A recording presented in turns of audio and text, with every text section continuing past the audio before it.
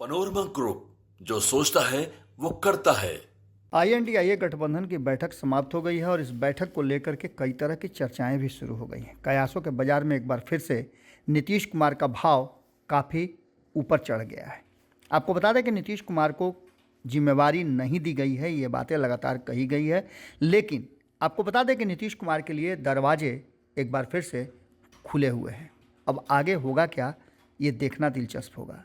आगे आगे देखिए होता है क्या।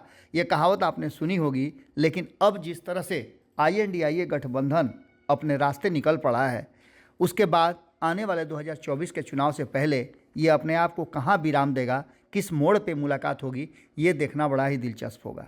हमने आपको खबरों में बताया था कि सबसे ज़्यादा अगर कहीं कुछ चल रहा है तो वो है बिहार के साथ उत्तर प्रदेश और बंगाल सहित झारखंड के। तो झारखंड को अब सीधे आप किनारा कर दीजिए, क्योंकि झारखंड इस मीटिंग में शामिल नहीं हुआ था। हेमंत सोरेन शामिल नहीं होते, हालांकि प्रतिनिधि की बात अलग है, लेकिन खुद हेमंत सोरेन जब सभी दल के वरिष्ठ नेता शामिल हुए थे तो हेमंत सोरेन का नहीं आना भी कई कहानियों को जन्म दे रहा है। लेकिन हम आपको दूसरी बात बता रहे हैं, बिहार की सहित बंगाल और उत्तर प्रदेश की 162 सीटों के साथ साथ महाराष्ट्र, दिल्ली और पंजाब की चर्चा भी हम लगातार करते रहे हैं।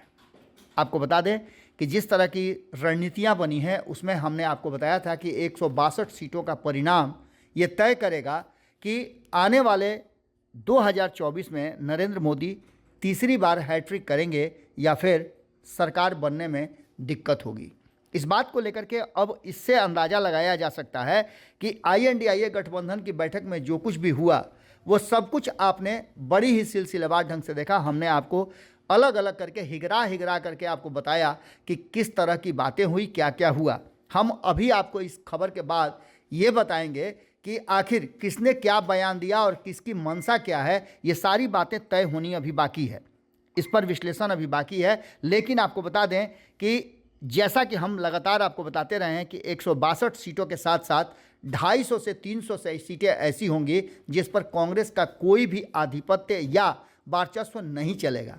इसका सीधा मतलब है कि लगभग 250 सीटों के आसपास कांग्रेस को मिलेगी, जो 2019 के चुनाव में या तो वो जीती है या फिर दूसरे नंबर पर रही है। हालांकि कहने वाले तो ये भी कह रहे हैं कि 300 से अधिक सीटें ऐसी होंगी जिनमें 162 सीटें तो यही हैं। उसके बाद आप अगर महाराष्ट्र के 48 सीटों को मिला दें, दिल्ली और पंजाब की सीटों को 20 सीटों को मिला दें, तो ये सब मिला करके लगभग 250 के आसपास हो जाती हैं। और इन सीटों पे सीट शेयरिंग का फॉर्मूला कैसे तय होगा, इसके लिए एक एडहॉक कमेटी बनाई गई है। हालांकि इस कमेटी का वैल्यू क्या होगा ये आने वाला वक्त बताएगा, लेकिन आपको बता दें कि सहमति के लिए बंगाल, बिहार, यूपी, महाराष्ट्र, दिल्ली और पंजाब के करीब 250 के आसपास सीटों को लेकर के ये तय किया गया है कि इस पर पूर्ण सहमति से उम्मीदवार उतारने का फैसला लिया जाएगा। इसके लिए आपको बता दें कि खड़गे के साथ साथ नीतीश कुमार, ममता बनर्जी, केजरीवाल, शरद पवार, अखिलेश यादव को अनौपचारिक कमेटी बनाई गई है। इस अनौपचारिक कमेटी का मतलब आप समझ सकते हैं, सारी कमेटियां औपचारिक हैं, लेकिन ये अनौपचारिक कमेटी है और इसके साथ साथ ये तय करेगी कि आगे होगा क्या। आपको बता दें कि यूपी में अखिलेश यादव को प्रभार दिया गया है। जैसा कि हम पहले भी बताते आ रहे हैं कि यूपी में सीट शेयरिंग का फॉर्मूला अखिलेश यादव तय करेंगे। अखिलेश यादव किस तरह से तय करेंगे ये आपको 5 राज्यों में हुए चुनाव पर उनके दिए गए बयानों से पता चलता है। बंगाल में ममता बनर्जी करेंगी, बिहार में नीतीश कुमार के हाथ में कमान है सीट शेयरिंग के फॉर्मूला को तय करने का। तो आप समझ सकते हैं कि जैसे ही नीतीश कुमार ये तय करेंगे कि 20 सीटों पे वो चुनाव लड़ेंगे, बाकी के 20 सीटों पे जिसको देना है उसको दे दीजिए, तो क्या होगा ये भी आप जानते हैं। तो वहीं आपको बता दें महाराष्ट्र में सीट शेयरिंग के फॉर्मूले पर भी पेंच अटकेगा, क्योंकि 3-3 दल एक साथ वहाँ जुड़े हुए हैं। तो वहीं दिल्ली और पंजाब में केजरीवाल कितनी सीटें देंगे कांग्रेस को, ये आप अच्छी तरह से जानते हैं। ये मामला पूरी तरह से सीट शेयरिंग पर आकर के अटक गया है और इन सारी बातों को लेकर के यूपी में गतिरोध पर जो फंसा हुआ है मामला पेंच, उसके लिए अखिलेश और खड़गे को कहीं ना कहीं अधिकृत किया गया है। अब ऐसी स्थिति में हमने आपको कल भी बताया था कि कांग्रेस ने अलग से अपनी एक कमेटी बनाई है जो चुनावी समीक्षा करेगा और सीट शेयरिंग के फॉर्मूले पर भी अपनी राय रखेगा।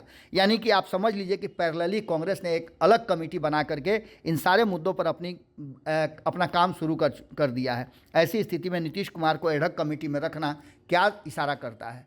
अब इतना ही बात आप समझ लीजिए कि ये सब कुछ लगभग तय है कि इस गठबंधन का होना क्या है। इंतजार कीजिए 14 जनवरी तक, बहुत कुछ देखने को मिलेगा। अगर ये वीडियो पसंद आई और वह बिहार के राजनीति और बिहारियत से सरोकार रखेनी तो सब्सक्राइब बटन दबा के चैनल के सब्सक्राइब कर ली। ओजे एगो घंटी बा, ओकरा बटन दबा देला से कुल सटीक और मारक खबर रुआ मुफ्त में मिल जाई। अगर रुआ पत्रकारिता के हमनी के नया प्रयोग में सहयोग कर चाहतानी तो ज्वाइन बटन दबा दी। पेटीएम नंबर नोट कर ली 9386816700। धन्यवाद।